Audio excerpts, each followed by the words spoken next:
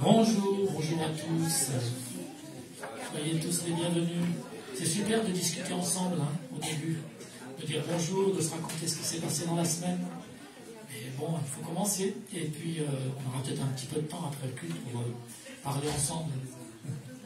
Donc, je vous souhaite à tous la bienvenue pour ce culte de louange, d'adoration, et aussi pour écouter ce que la parole de Dieu aura à nous dire ce matin. Et je souhaite aussi la bienvenue à Léa, qui est journaliste, qui est au fond de la salle, qui est journaliste de Télérama. Donc il y avait déjà une journaliste qui était venue pour prendre des notes et faire un article. Et Léa est ici parmi nous pour prendre quelques photos. Alors, si vous ne vouliez pas apparaître sur les photos, quand elle prendra les photos, vous levez la main et elle n'utilisera pas les photos ou elle ne prendra pas de photos des personnes qui lèvent la main. Elle prendra peut-être des photos de dos, mais pas de face. Voilà. Donc, bienvenue à Léa. Et nous allons commencer notre culte en demandant à Dieu de nous conduire par la prière. Seigneur notre Dieu, tu nous as réunis ce matin, ce n'est pas un hasard, parce que pour toi il n'y a pas de hasard. Tu nous as conduits ici pour, Seigneur, écouter ta voix, chanter tes louanges, t'adorer. Et Seigneur aussi témoigner de ce que tu as fait pour nous dans nos vies. Seigneur, merci parce que un jour tu as donné ta vie pour nous, Seigneur Jésus, sur la croix du Calvaire, pour que nous puissions être rachetés de nos fautes, de nos péchés. Seigneur, merci pour ce temps d'adoration, ce temps de louange, de chant, d'écoute de ta parole. Et Seigneur, merci parce que tu veux rendre nos cœurs attentifs, nos esprits attentifs à ce que tu as à nous dire. Au nom de Jésus. Amen. Vous savez, la Bible, la parole de Dieu, c'est un livre de 60, qui regroupe 66 livres, mais qui est un livre tellement d'actualité aujourd'hui. Quand on lit la parole de Dieu, on peut être parfois un petit peu, comment dire, coincé sur certains textes, mais il y a tellement de textes qui nous parlent, et qui, en fait, parlent de Jésus. Jésus le Sauveur. Tout nous ramène au Christ, tout nous ramène à ce que Jésus a fait sur la croix du Calvaire. Combien il y a de textes qui nous parlent du Christ, sans que son nom soit forcément prononcé. Mais il y a aussi beaucoup de textes qui parlent de la louange, de l'adoration. Et nous allons lire un psaume ensemble, le psaume 28. Vous savez, le livre des psaumes, c'est un recueil de chants, en fait.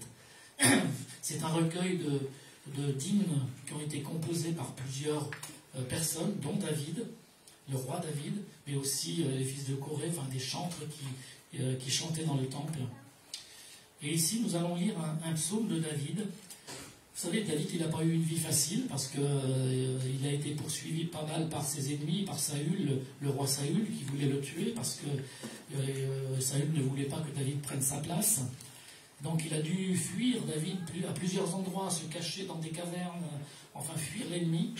Donc il était parfois même bien seul dans sa fuite. Il a eu pas mal de difficultés. Et en tant que roi, il a eu d'autres difficultés qui concernaient plutôt sa vie personnelle. Il a commis quand même des choses qui étaient vraiment répréhensibles. Dieu l'a pardonné, Dieu lui a pardonné, mais Dieu lui a dit qu'il y aura des conséquences pour ce que tu as fait. Mais David était quand même un chantre, un compositeur de chants très fort, très puissant, et il nous a laissé des paroles vraiment qui nous font du bien. Alors on va lire tout le psaume 28 ensemble. De David, Éternel, c'est à toi que je crie, mon rocher. Ne reste pas sourd à ma voix, de peur que si tu t'éloignes sans me répondre, je sois semblable à ceux qui descendent dans la fosse. Écoute la voix de mes supplications quand je crie à toi, quand j'élève mes mains vers ton sanctuaire. Ne m'emporte pas avec les méchants et les hommes iniques, qui parlent de paix à leurs prochains et qui ont la malice dans le cœur. Rends-leur selon leurs œuvres et selon la malice de leurs actions. Rends-leur selon l'ouvrage de leurs mains. Donne-leur le salaire qu'ils méritent, car ils ne sont pas attentifs aux œuvres de l'Éternel, à l'ouvrage de ses mains. Qu'ils les renversent et ne les relèvent point. Ça, c'est la première partie du psaume où David montre qu'il est poursuivi par des gens qui lui veulent du mal, et il demande à Dieu eh bien, de le protéger de ces personnes qui font le mal. En tant que chrétiens, nous savons que nous avons un ennemi commun, qui est Satan, le diable, qui veut vraiment nous faire tomber dans nos travers, et qui rôde autour de nous comme un lion qui rugit. Hein, c'est la Bible qui le dit. Le diable rôde autour de nous comme un lion rugissant. Et en fait, ici, nous voyons que c'est un peu la même chose. David a autour de lui des gens qui lui veulent du mal. Mais la deuxième partie est quelque chose de formidable, c'est la louange envers Dieu, un cri vers Dieu pour le louer et pour l'adorer. Verset 6. Béni soit l'Éternel, car il exauce la voix de mes supplications. L'Éternel est ma force et mon bouclier. En lui, mon cœur se confie, et je suis secouru. J'ai de l'allégresse dans le cœur, et je le loue par mes chants. C'est ce que nous allons faire tout à l'heure. Nous allons chanter quelques chants, et nous allons louer le Seigneur par nos chants. L'Éternel est la force de son peuple. Il est le rocher des délivrances de son loin. Loin de Dieu, L, apostrophe O-I-N-T, donc, pas loin éloigné, mais loin, L, apostrophe O-I-N-T. Eh bien, pour nous, c'est le Seigneur Jésus qui est loin, qui a été loin par le Père pour nous sauver, pour nous racheter. Ici, il est dit, sauve ton peuple et bénis ton héritage. Sois leur berger et leur soutien pour toujours. Sois leur berger et leur soutien pour toujours. Et vous connaissez par cœur le psaume 23 de David également. L'Éternel est mon berger, je ne manquerai de rien. Eh bien, nous allons chanter la louange de Dieu. On va chanter 2 chants, ta bienveillance, ô Éternel, et viens, ne tarde plus, adore.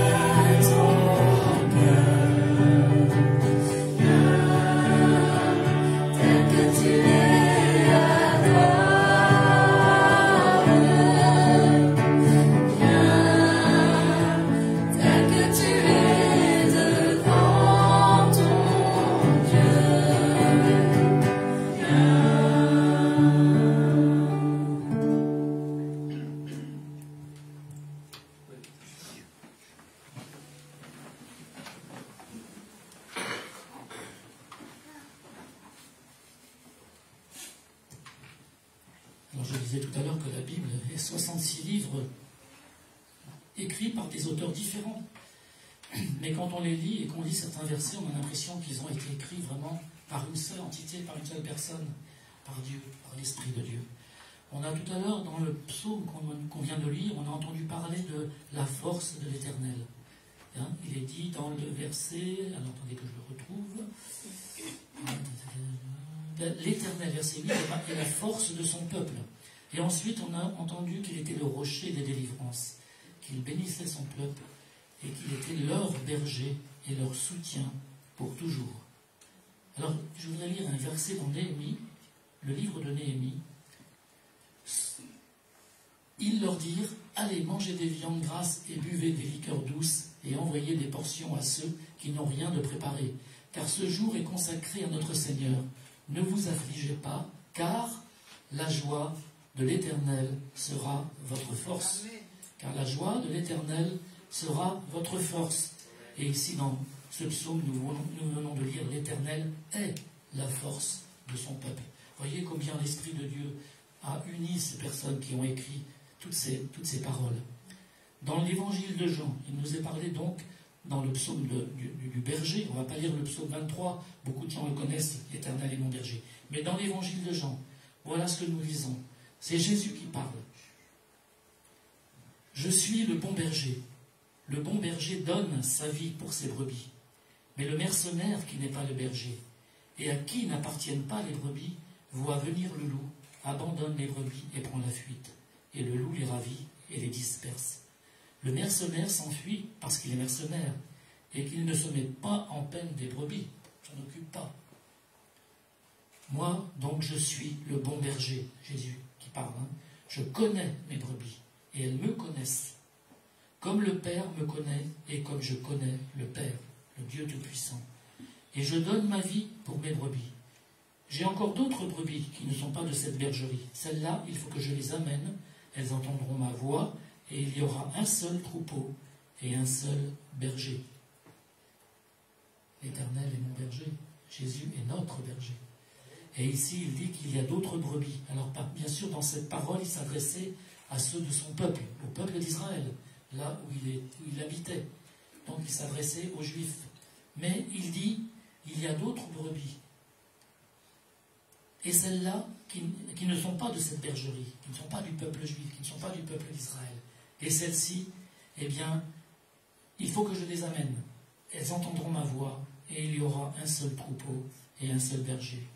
Et vous savez, nous faisons partie de ces brebis qui n'étaient pas du peuple d'Israël. Nous sommes ici présents, nous sommes ces brebis que Jésus a ramenées dans le troupeau unique qui rassemble toutes ces brebis, celles qui étaient du peuple d'Israël et celles qui étaient étrangères au peuple d'Israël, si on peut dire ainsi.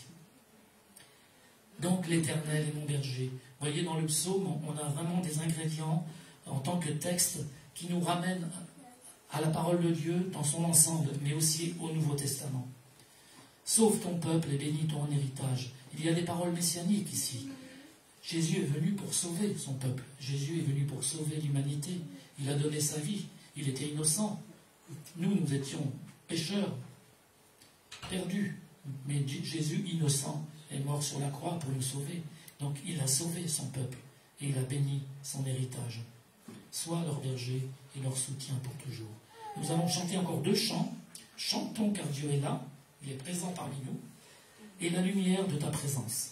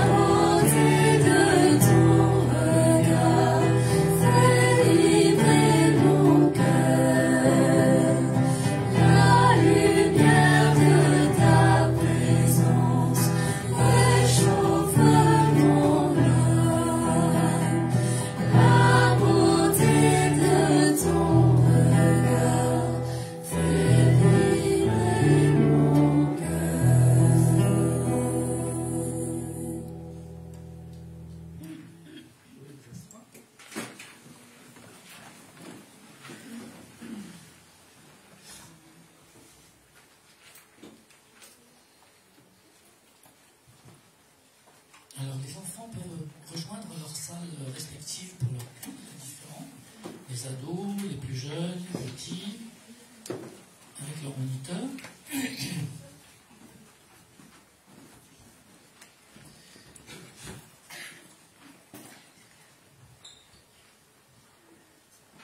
Et avant de passer la parole à Elcio pour la prédication, j'aimerais lire un dernier verset. Vous savez, dans le psaume tout à l'heure, toujours le psaume qu'on a lu au début, il est dit « Sois leur berger et leur soutien pour toujours ». Toujours, c'est l'éternité, il n'y a pas de fin. Et je voudrais terminer cette petite présidence en lisant un verset dans Matthieu 28, au verset 20.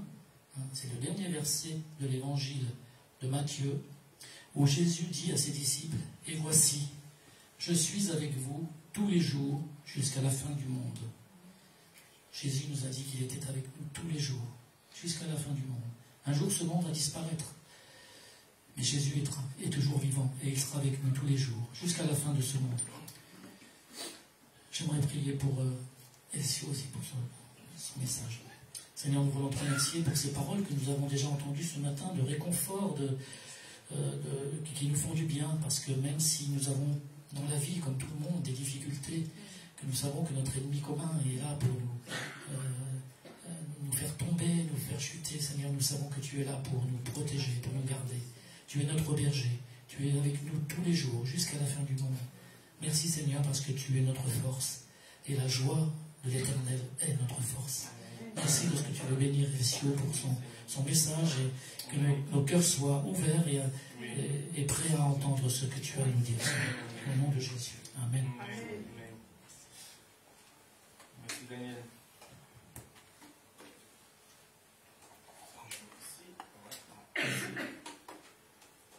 Merci.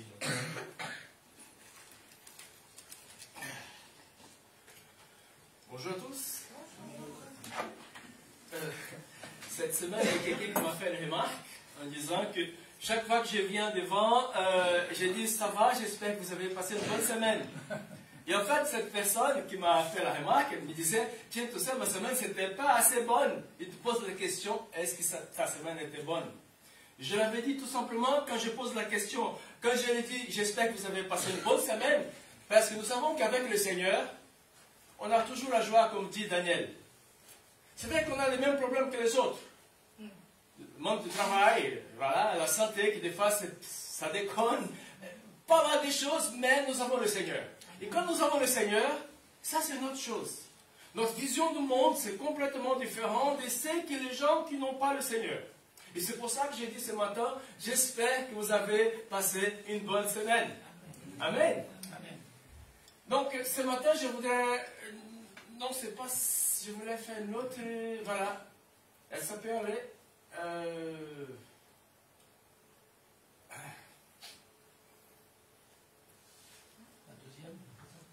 Ouais. Voilà, c'est ça. Je laisse là.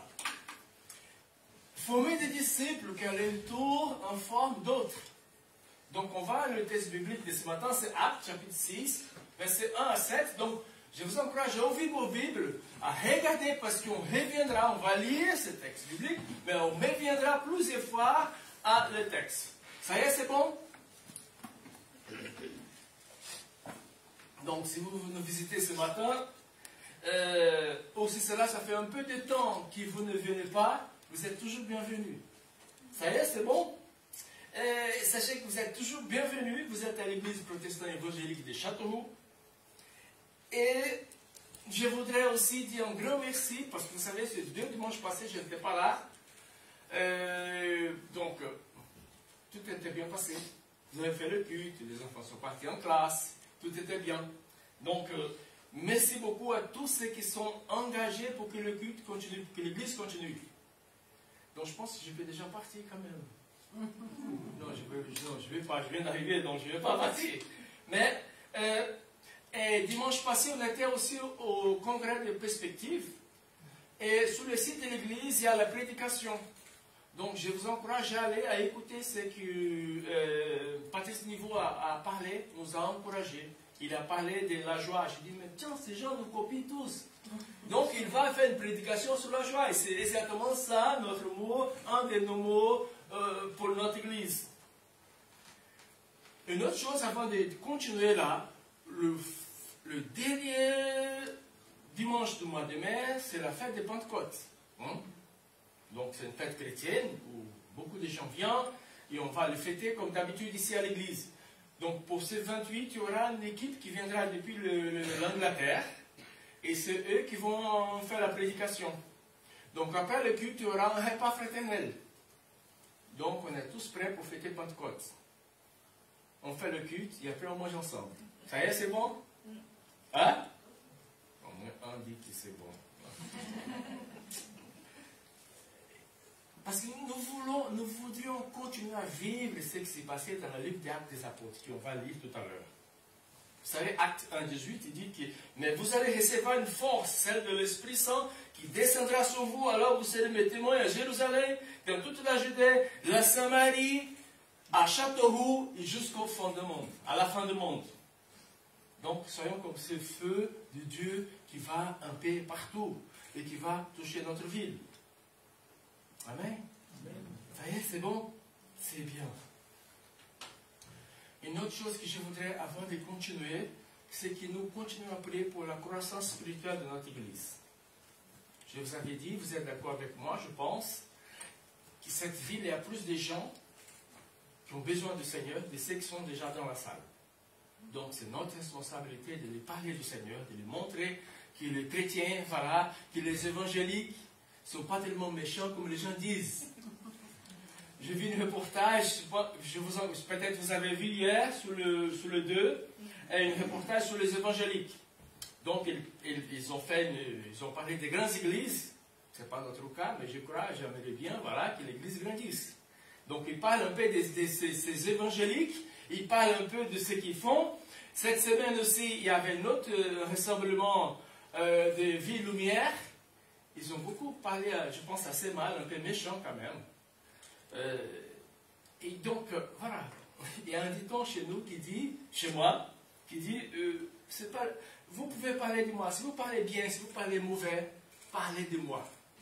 Et je pense que c'est un peu ça l'évangile. Si vous parlez bien et si vous parlez mauvais, parlez de l'évangile. Ça y est, c'est bon? Donc, vous êtes encouragés, je pense.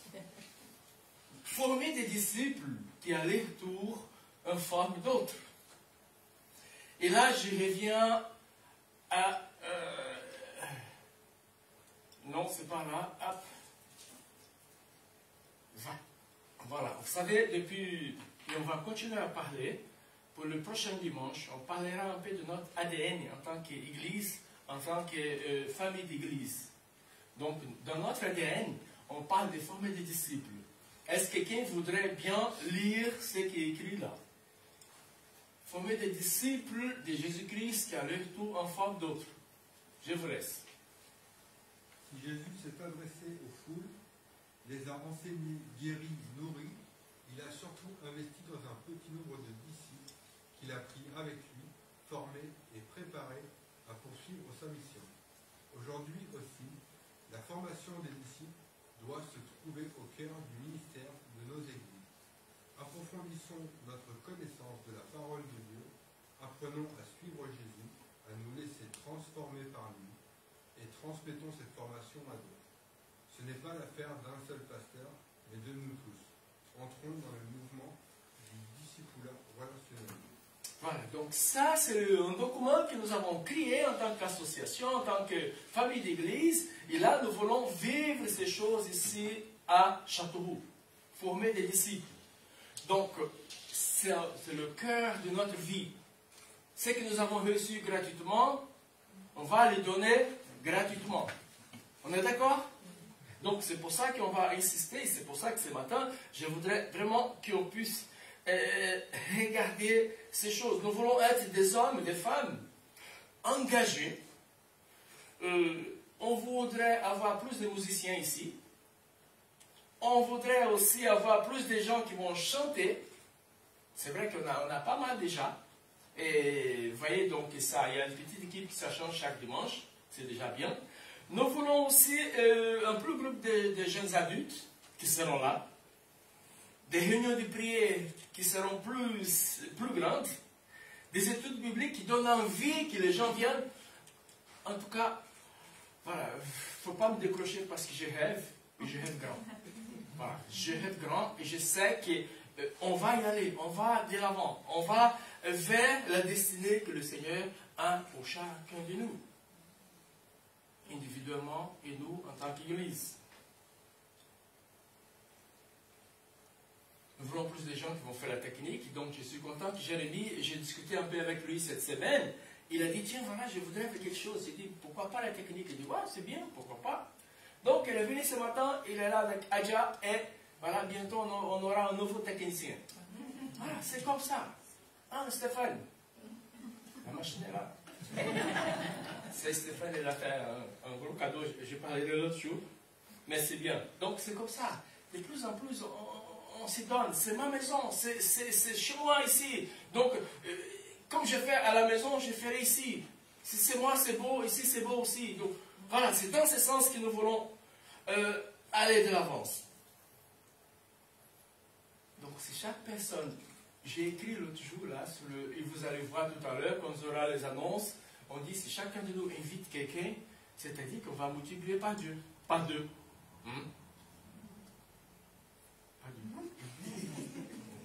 Pas deux.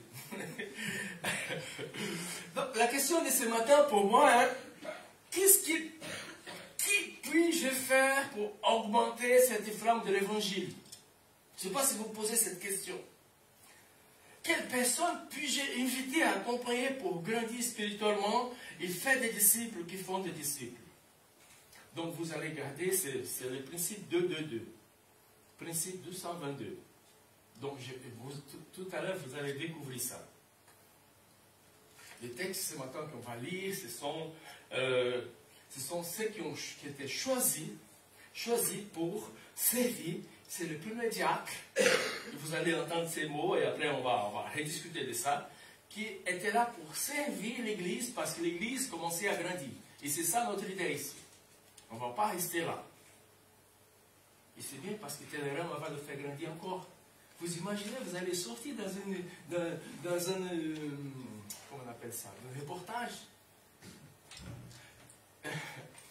Cette semaine, une petite anecdote, cette semaine j'ai rencontré des gens et ils ont dit, voilà, tu viens d'où? J'ai dit, de Châteauroux. Ils ont dit, Châteauroux, c'est où Châteauroux? Donc, je les ai expliqué un peu et ils ont dit, ah, d'accord, ouais.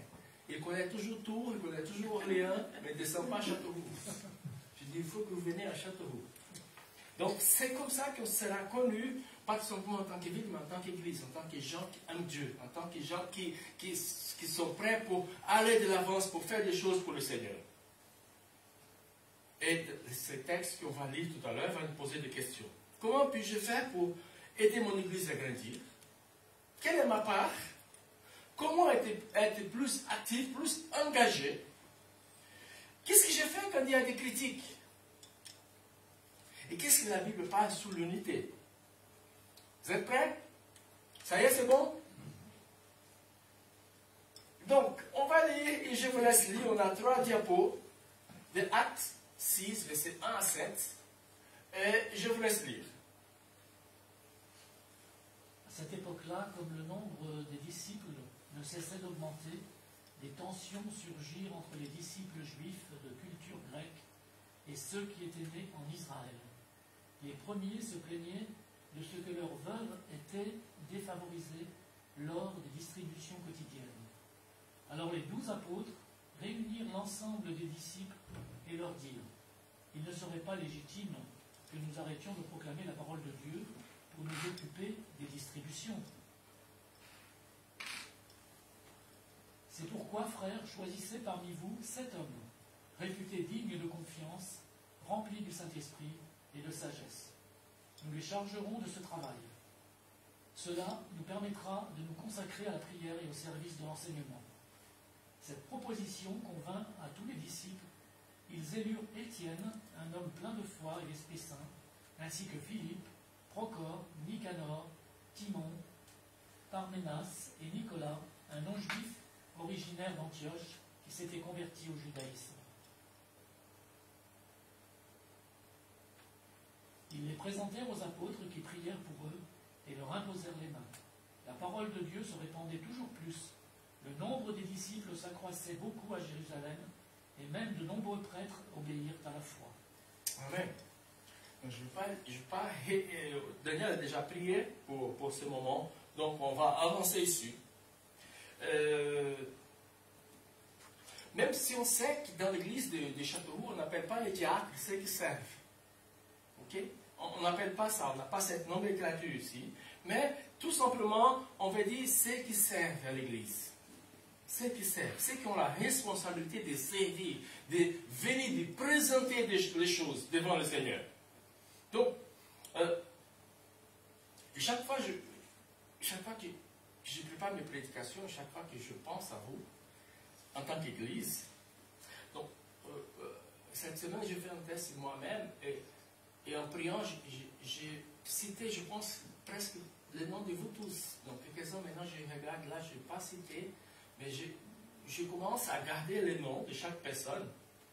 Et chaque fois, j'ai pris, et j'ai pris d'une manière spécifique pour chacun de vous. Je pense que c'est ma responsabilité en tant que pasteur. Et chaque fois que quand je prépare quelque chose, je pense à telle personne, je pense à telle famille, je pense à telle situation. Et là, je me lance quand je prépare mes sermons. Tout simplement pour dire que le Seigneur sait ceux qui servent dans cette église, ceux qui sont là, ceux qui viennent, ceux qui des fois ça ne vient pas beaucoup.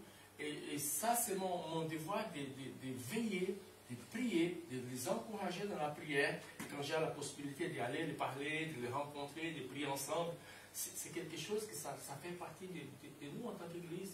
Pas tout simplement, comme on disait tout à l'heure, pas le pasteur tout simplement, mais c'est nous-mêmes. Ce matin, vous regardez les gens autour de vous et vous dites, voilà, tiens, peut-être telle personne n'est pas là. Et pourquoi pas, après le culte, tu peux dire, salut, voilà, je vis que tu n'étais pas à l'église, tout va bien. Comment ça se passe cette semaine? Essaye de communiquer, de parler avec les gens. C'est important ça. Parce que c'est tellement bon quand quelqu'un nous appelle, quelqu'un nous prend de nos nouvelles, c'est bien, donc faisons ça en retour. Mais au moins un autre passage aussi nous donne plus d'informations. Quel est le cadre de ces personnes qui servent? Donc je vais demander à Joseph de lire 1 Timothée 3, 8 à 13. Et vous allez écouter tout simplement quelles sont les qualifications spécifiques et quel type de personnes peuvent faire partie de ces groupes. Et donc je propose de lire ce passage. 1 Timothée 3, 8, 13. Il faut aussi que les diacres soient des hommes respectables et sincères. Ils ne doivent pas boire trop de vin, ni chercher à gagner de l'argent de façon malhonnête. Il faut qu'ils gardent la vérité de la foi, avec une conscience pure. On doit d'abord les examiner. Ensuite, si on n'a rien à leur reprocher, ils pourront servir comme diacres. Les femmes qui sont diacres doivent aussi être respectables. Elles ne doivent pas dire du mal des autres. Elles doivent être sobres et dignes de confiance en toutes choses. Les diacres doivent s'être mariés une seule fois. Il faut qu'ils dirigent bien leurs enfants et leurs familles. Oui, ceux qui font bien leur travail de diacre seront honorés. Ils auront beaucoup d'assurance parce qu'ils croient au Christ Jésus. Merci beaucoup. Donc cela va vous dire une chose, ce passage, ça concerne à nous en tant qu'Église. Et peut-être vous dites, ah, mais attends, mais je ne sais pas, mais quand même, j'ai aucune responsabilité à l'Église, je suis un simple membre. Je chante, je prie, je donne mes offrandes, je donne ma dîme. Mais ça nous concerne tous. Le Seigneur veut que chacun de nous puisse servir dans sa maison. Donc, les textes bibliques qui ont vient de lire aussi, je reviens à mon texte biblique, il y a des questions. Et ces 3 questions, on va essayer de développer assez vite pour qu'on puisse aller jusqu'à la fin. Donc, qui puis-je faire pour mon église, pour que mon église grandisse? Ça, c'est 1. 2. Quelle doit être ma réaction quand je suis critiqué? Et 3. Qui dit la Bible sur l'unité? Donc, 3 choses qu'on va essayer de développer avec vous pour c'est mon qui puis-je faire pour que mon église grandisse? Je ne veux pas te poser des questions. Mais quand on regarde le texte, ce qu'il va dire, c'est qu'il dit qu'à cette époque, le nombre de disciples, qu'est-ce qui se passait? Ça grandit. Ils ont commencé avec un tout petit groupe au jour de Pentecôte, et au fur et à mesure que le temps passe, les gens sont de plus en plus intéressés. Et tout de suite, il y a un problème qui se passe entre ceux qui étaient de culture juive et ceux qui étaient de culture grecque, qui sont nés en Israël. Donc, vous avez vu, il y avait un souci. Et là, les 12, le responsable, ils vont se réunir encore, et ils vont dire, attends, on ne peut pas continuer à prêcher la parole, et en même temps de servir aux tables, parce qu'on commence à oublier les choses. Donc, c'est exactement ce qui signifie servir, le diacre. C'est ceux qui servent. Donc, diacre vient du mot grec qui dit diakonos, qui va signifier serviteur, celui qui sert. Donc, regardons un peu plus de près ce qui dit le texte biblique. Je pense qu'augmenter, c'est une bonne chose. Qu'est-ce que vous en pensez? C'est bien de grandir. Hein? Vous imaginez si demain vous arrivez au bureau et vous dites, voilà, il y a un nouveau salaire pour vous. Vous avez été augmenté 20%. Hein? C'est toujours bon d'augmenter, c'est toujours bon d'avoir des choses de plus. Donc c'est toujours bon aussi de voir que cette année, il y a une multiplication, on aimerait bien voir une multiplication des ministères. De plus en plus de gens qui servent. De plus en plus de gens qui sont prêts pour s'engager davantage. Si vous êtes de ceux qui viennent à l'église tout simplement pour s'asseoir dimanche et pour dire waouh, ça c'est bien aujourd'hui. Ah non, j'ai pas aimé le piano, c'était bien joué pour jouer aujourd'hui, mais aujourd'hui non. Si vous venez avec cette vision-là, je suis un peu déçu de vous, mais ce n'est pas le cas. Je pense qu'on vient ici parce qu'on veut se ressourcer, on veut recevoir quelque chose, on est prêt pour donner notre louange au Seigneur, on est prêt pour écouter, pour dire voilà, parle à mon cœur, tu connais comme j'ai passé la semaine, tu connais comme je vis ma vie, tu connais mes soucis, tu connais mes inquiétudes, Seigneur, aide-moi, je suis là pour toi. Donc, en tout cas, pour moi, la multiplication, c'est un très beau mot pour nous en tant qu'Église. Et en lisant ces premiers chapitres d'Actes des Apôtres, on va voir que l'Église, à ce moment, pouvait avoir à peu près 10 000 membres, 10 000 personnes. C'est ça en quelques mois. Hein. Si on regarde, si on lit les autres, le chapitre antérieur, et donc vous imaginez une Église à peu près de 10 000 personnes. Donc l'Église a vraiment grandi. Mais quel est le secret? C'est que ces gens, ils étaient dépendants de Dieu. Quand l'apôtre Pierre se lève, il parle, il prêche, c'était tellement puissant que les gens ne pouvaient pas résister. Ils sont venus, ils ont accepté le Seigneur. Et quand vous regardez l'acte des apôtres, vous allez voir que de plus en plus, le chapitre passe, de plus en plus les gens commencent à venir. Donc, il y a un vrai sentiment, parce qu'il ne faisait pas pour se montrer. Il ne faisait pas pour donner du spectacle. Il ne faisait pas pour faire la concurrence avec les autres. Non. C'est tout simplement une question de l'esprit. C'est l'esprit. On se laisse guider par l'esprit, il va faire. Mais, toute la croissance qui est venue, la croissance a créé des problèmes. Savez-vous, une église qui grandit, c'est une église qui va faire face aux problèmes.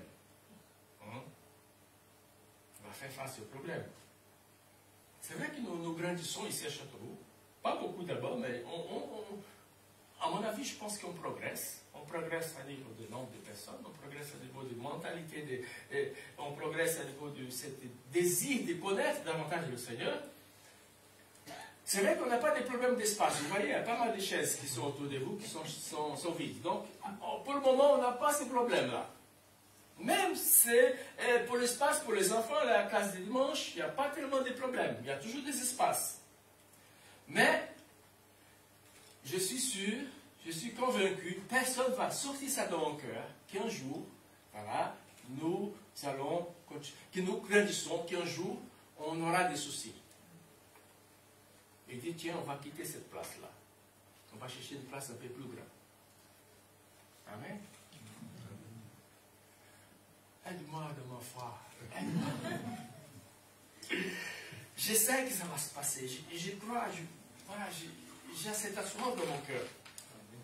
La vie nous amène à la croissance, mais la croissance nous amène à des problèmes. Quel était le problème? On a déjà parlé de ça. C'est qu'il y avait beaucoup de gens, et là, il y avait le murmure. C'est ça le mot. Hein? Vous connaissez ces mots-là? Vous le pratiquez? Non, on ne fait pas ça ici. Mais, des fois, c'est, voilà, on commence à parler. Et là, les apôtres du tiers, voilà, il y a un souci. Différents peuples, différentes cultures, différents arrière-plans, et quand on se met tous ensemble, c'est vrai que des fois, ça peut donner des conflits, ça peut donner des incompréhensions. Mais le Seigneur fait toujours faire des choses incroyables. Et je pense qu'il va continuer à faire au milieu de nous. Amen. Il va continuer à le faire. Donc, il y a la murmuration qui est là, les murmures qui sont là. Le veuve était oublié. Et là, ils ont dit, ok, c'est pas grave, on va discuter, on va voir comment on pourra faire. Parce qu'on doit calmer ces tensions qui sont là. Et des fois, par manque de vigilance, on peut faire du mal. Peut-être sans vouloir, mais des fois, on peut dire des choses. Et je me comprends parce que des fois, c'est vrai que je ne suis pas francophone d'origine. Et des fois, je peux être maladroit quand je dis des choses. Et c'est pas parce que je suis méchant, voilà. Je ne suis pas bon quand même. Mais quand même, des fois, quand je dis des choses, et ça peut choquer, mais en fait, voilà. Donc, il faut s'apprendre à vivre un avec les autres. Donc, des fois, il y a des murmures, des gens qui disent, attends, ici c'est ma place, c'est mon ministère, je suis déjà depuis des années là, je suis le pasteur de l'église, je ne peux pas me faire ça. Et donc, on ne veut pas la critique ici. Je pense qu'il faut parler, il faut discuter, il faut... Voilà. Donc, j'ai écrit une phrase dans mon texte, je vais vous lire. Être râleur ne rime pas avec la grâce de Dieu. Être râleur ne rime pas avec la grâce de Dieu. Faites toutes choses sans murmure ni hésitation. Philippiens 2, 14. Dans notre traduction, dit faites tout sans vous plaindre, sans discuter.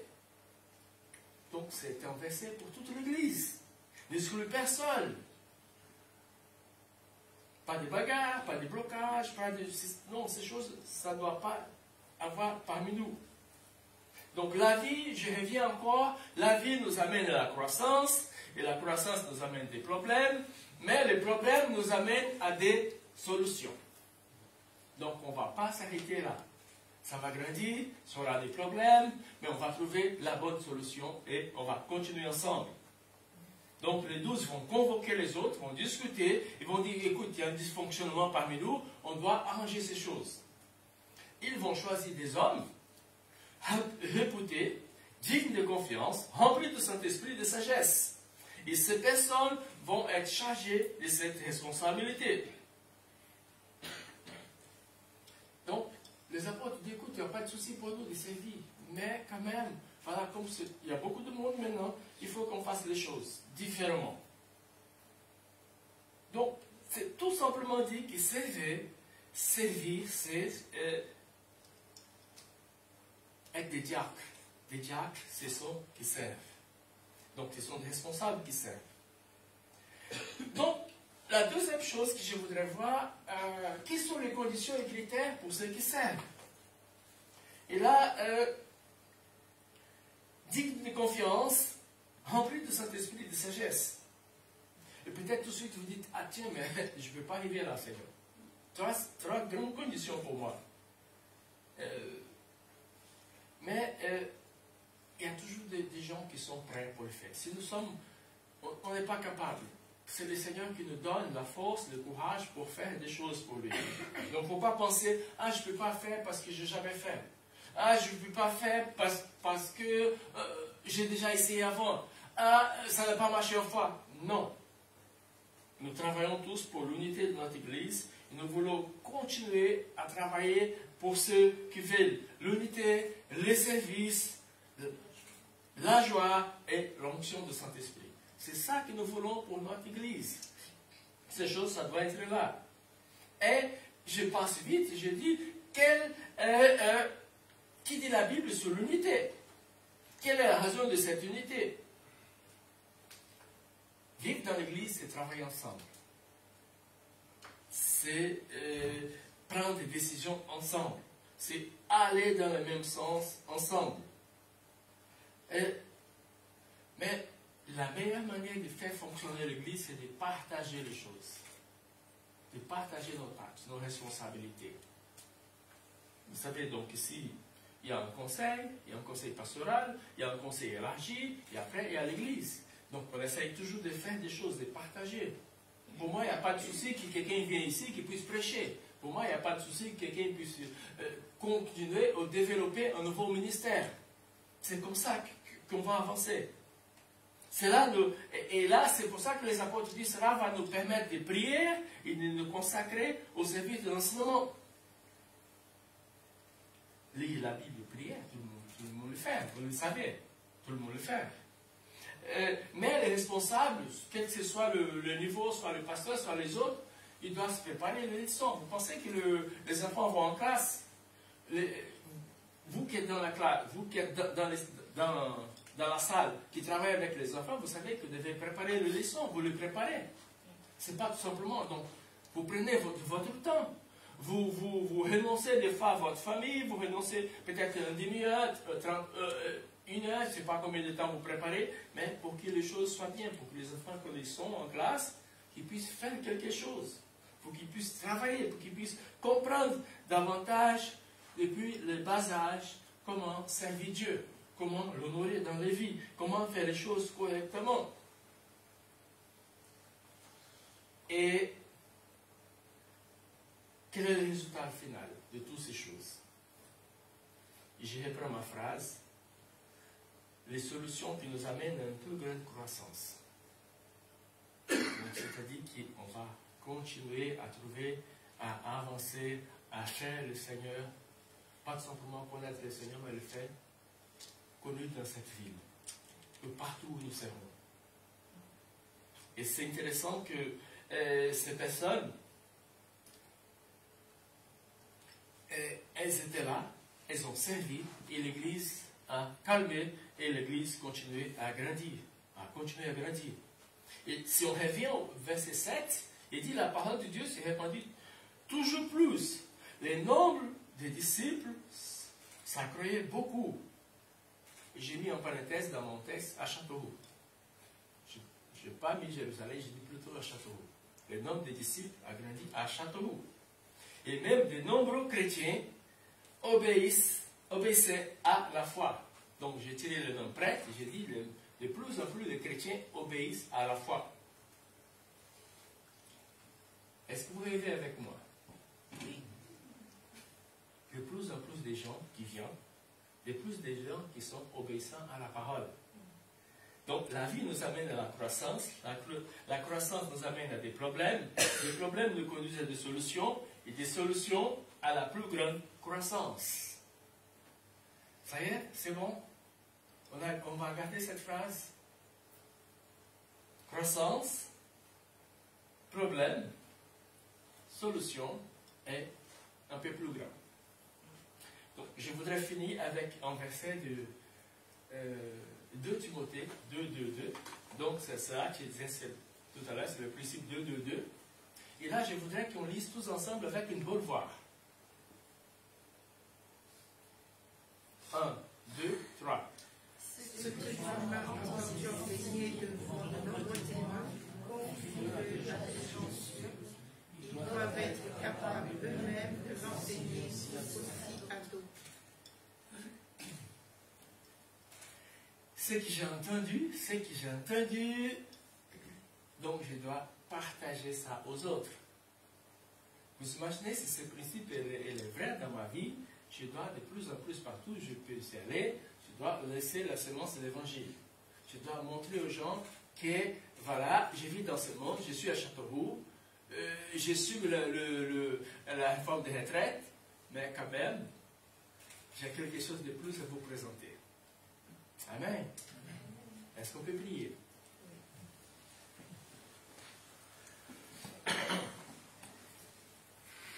Oui, Seigneur, nous te louons et nous te remercions pour ce matin. Merci pour ta grâce, ta bonté, ta miséricorde. Merci, Seigneur, pour ta parole qui nous montre que c'est possible. Avec toi, Seigneur, il n'y a rien qui est impossible. Avec toi, Seigneur, nous voulons continuer à grandir. Nous voulons continuer à grandir, Seigneur, dans le sens spirituel, dans le sens, Seigneur, de notre maturité spirituelle, dans la connaissance de ta parole, Seigneur, dans la relation avec toi, Seigneur. Et nous voulons grandir aussi, Seigneur, non. Nous voulons grandir, Seigneur, dans le sens que les gens puissent voir, Seigneur, nous, Seigneur, ta gloire. Les gens puissent voir nous, Seigneur, que nous sommes des gens comme eux, mais nous t'aimons. Et nous avons choisi, Seigneur, le bon chemin. C'est Jésus dans notre vie. Bénis ton Église ici à Châteauroux, Seigneur. Bénis chacun qui est dans cette salle, ceux qui ne sont pas venus, ceux qui sont sur l'Internet aujourd'hui, Seigneur. Bénis-les, encourage-les, Père. Au nom de Jésus, Seigneur. Amen. Amen. Que Dieu vous bénisse, que Dieu vous garde. Donc je laisse la parole à Daniel et on continue.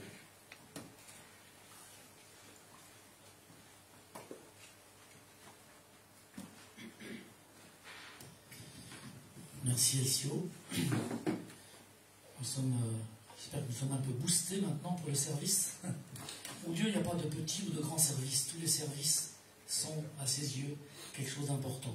Que ce soit faire du ménage, que ce soit entretenir le jardin, que ce soit être devant pour faire une présidence, que ce soit chanter, jouer d'un instrument, faire une prédication. Pour Dieu, il n'y a pas de petit ou de grand service. L'important, c'est d'être à son service.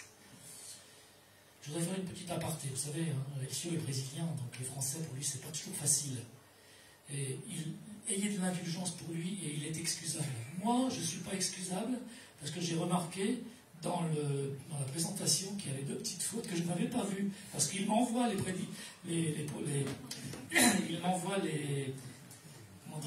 présentations pour que je les corrige et je n'ai pas vu ces 2 petites fautes. Moi, je ne suis pas excusable. Il est excusable. Il n'est pas français. Hein. Si j'allais au Brésil, moi, je ne sais pas comment je parlerais portugais là-bas. Hein. Je ne sais pas du tout parler portugais. Merci, Elcio. Bien, nous allons chanter un dernier chant ensemble pour louer le Seigneur et pour repartir avec quelque chose de très fort dans nos cœurs et dire au Seigneur qu'il est merveilleux. Tu es merveilleux. On va terminer. Après, ensuite, il y aura les annonces et une prière de fin.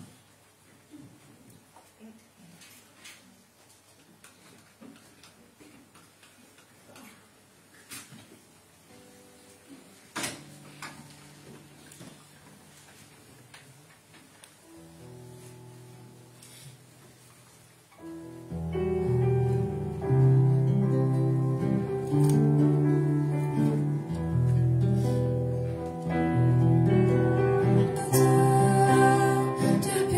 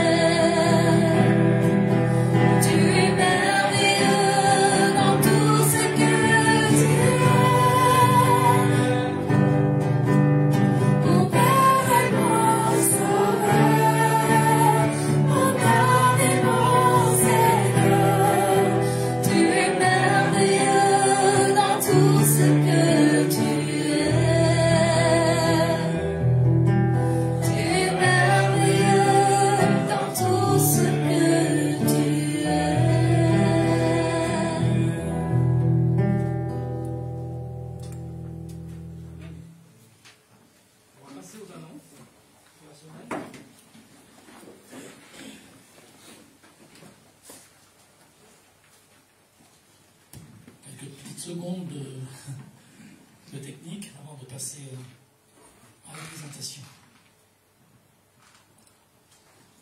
Donc voilà ce que disait Elcio tout à l'heure, culte chaque dimanche à 10h30, venez avec un ami. Si vous venez avec une personne, ça multiplie par 2. C'est ça. Donc si vous avez des gens qui veulent venir avec vous le dimanche matin, ou même dans d'autres réunions ou manifestations de l'Église, c'est important d'inviter des gens, des amis, des connaissances. Donc le culte, dimanche prochain à 10h30. La réunion de prière cette semaine aura lieu jeudi prochain, donc à 20h par Zoom. Donc tous les un jeudi c'est par Zoom et un autre jeudi c'est en présentiel ici. Donc jeudi prochain c'est par Zoom. Pour faciliter pour les personnes qui habitent loin, donc ça leur permet de pouvoir assister à la réunion de prière. Donc ça c'est jeudi prochain, hein, c'est le 18 mai déjà. Il y aura un culte commun à Vendôme pour toutes les églises du centre de la France, le centre Val de Loire, donc les églises perspectives, hein, bien sûr, de la mission. Donc ce sera à Vendôme. Donc vous voyez avec Elcio, nous personnellement avec Jenny on ne sera pas là, on ne sera pas présent, mais vous voyez avec Elcio et pour les personnes qui souhaiteraient y aller, et aussi peut-être avec faire du covoiturage éventuellement pour le transport. Donc c'est jeudi prochain. Bientôt il y aura la fête de quartier à Beaulieu. Donc nous avons créé une nouvelle association culturelle. Puisque la CEP a été dissoute, il y avait un petit souci à la préfecture parce qu'elle avait été considérée également comme association cultuelle. Donc on avait 2 associations culturelles, ça ne pouvait pas marcher. Donc la CEP, qu'on avait depuis longtemps, a été dissoute. Donc on a une association culturelle qui s'appelle EPEC, Église protestante évangélique de Châteauroux.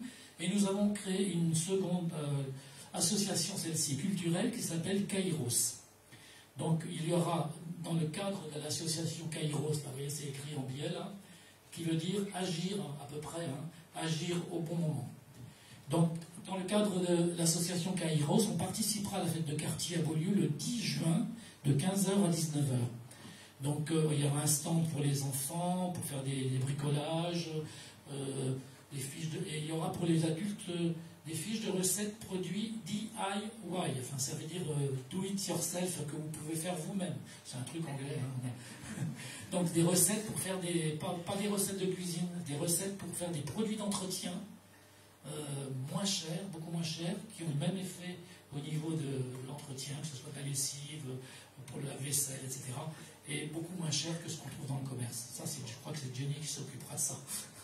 Et pour les enfants, il y aura des ateliers. La permanence pastorale d'Elcio tous les mercredis après-midi ici à l'église de 14h30 à 17h, comme chaque semaine. Alors nos 4 mots, le leitmotiv de l'église, nos 4 mots, hein, il en a parlé tout à l'heure, Elcio, l'unité, la joie, le service, dont on a parlé largement aujourd'hui, et l'onction de l'esprit. Donc voilà, bonne semaine à tous, et on termine par le verset que Elcio nous a marqué tout à l'heure. Ce que tu m'as entendu enseigner devant de nombreux témoins, confie-le à des gens sûrs. Ils doivent être capables eux-mêmes de l'enseigner aussi à d'autres. Donc sur ce verset que je vous laisse, je vous souhaite à tous une bonne semaine et que Dieu vous bénisse richement. Amen. Il y a aussi, pardon, j'ai oublié, donc la boîte d'offrande comme d'habitude à l'entrée de la salle. Et moi j'aimerais prier quand même avant de terminer. Seigneur notre Dieu, nous voulons te remercier pour ce que tu nous as enseigné ce matin. Merci parce que il n'y a pas de grand petit service devant toi. Tout ce que nous pouvons faire pour toi et pour honorer ton nom, Seigneur, c'est quelque chose qu'on peut le faire de tout notre cœur, avec la joie dans notre cœur. Seigneur, apprends-nous à servir davantage autour de nous et à faire des disciples, Seigneur, à pouvoir aider les gens, soutenir les gens, ne serait-ce que par un message, ne serait-ce que par une parole de bienveillance, une parole d'encouragement. Seigneur, merci parce que tu veux nous donner, Seigneur, cette force et cet amour pour les gens qui nous entourent. Au nom de Jésus. Amen. Bon dimanche et bonne semaine.